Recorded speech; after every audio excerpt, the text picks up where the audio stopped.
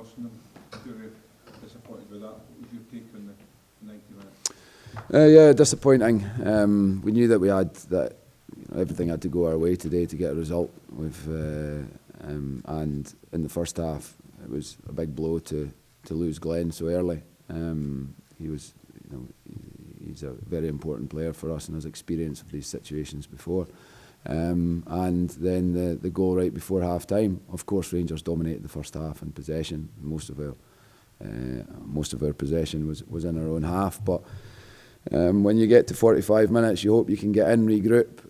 We'd always planned to try to add Jamie Walker and Stephen Naismith to the team later on due to where they're returning from injury, and to have Uche strong at the end of the game. But obviously I had to introduce him earlier, and then after half time we lose a goal and we also lose Michael Smith. So terrible time to lose goals.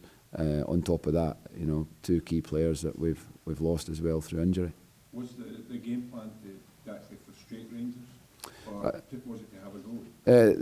We wanted to try and be higher up the pitch than we were, but we thought we had to get to a certain point of the game to get those attacking players onto the pitch. Overall, was there anything there today that you can take positive from? Well, I think that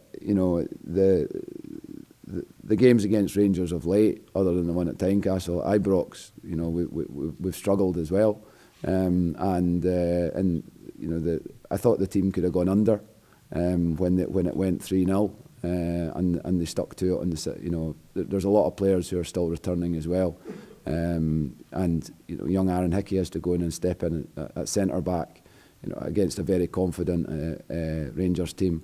I thought he was very good again, and he's had a difficult start to his career, and he continues to show fantastic resilience. The other thing I think is that the players now just need to focus on Saturday. It's a massive game for the club. We can't underestimate that, and we have to try and get a good attacking performance at Tynecastle. Does this result change anything at all? Other than the fact that we're out of the cup, everybody's disappointed that we've lost in the semi-final, but I don't think it changes anything. All we need to do, everybody needs to do, the players, myself, the staff, is to focus on making sure the team's as well prepared as possible on Saturday to take 3 points. We haven't won at Tynecastle for a while, and we know it's very important before obviously the international break. Well, hindsight is a wonderful thing, but given the chance again, would you start with Uche, I'm not sure. I think that it's important that Stephen played a very important role in that system in the Scottish Cup final. Today we didn't quite get high enough up the pitch. Stephen understands that role. Rangers very quickly put overloaded on the sides of the pitch, which meant Craig had to be a bit deeper, and then we couldn't really get out.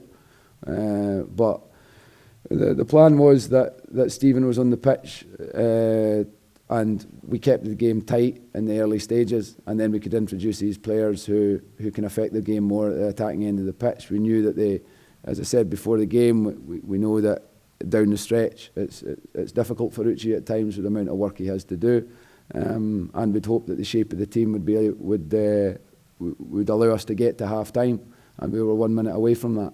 It must have been a big call for you, Ross, was it frustrating that you forced into a substitution with McLean? He's been booked and he's thrown himself into challenges that he probably shouldn't be making. Stephen, I think Rio Taro and Craig did their best to get up near Stephen, and sometimes when you get a bit isolated, you're fighting by yourself at times. Uche was introduced to the game. I'd planned to introduce him at half time anyway, Stephen just had to come off a couple of minutes before that. Is Glenn expected to be out for a while? Yeah, I mean, Glenn's such an experienced player. I think that he'll know his body well, and he's not one to come off the pitch. So I'd imagine that he has a scan in the morning, and I hope that it's not serious. The same with Michael Smith.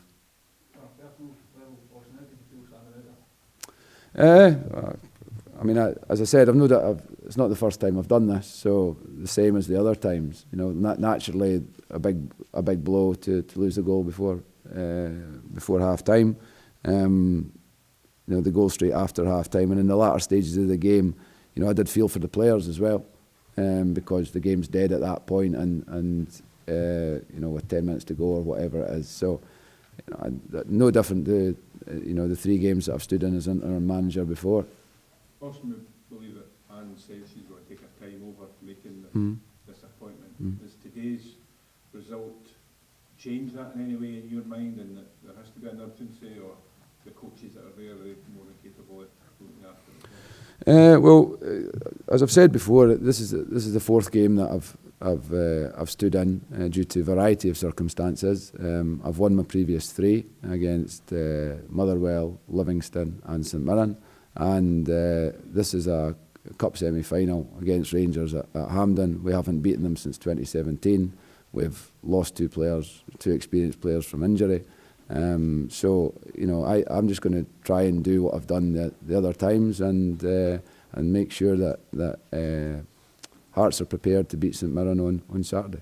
Do you expect to rotate the team next Saturday? I'll meet with Anne tomorrow morning, which was scheduled anyway, and we'll obviously talk about the structure in the next week, but I would imagine so.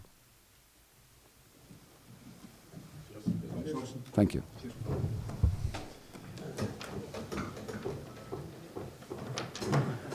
Thank you. Cheers.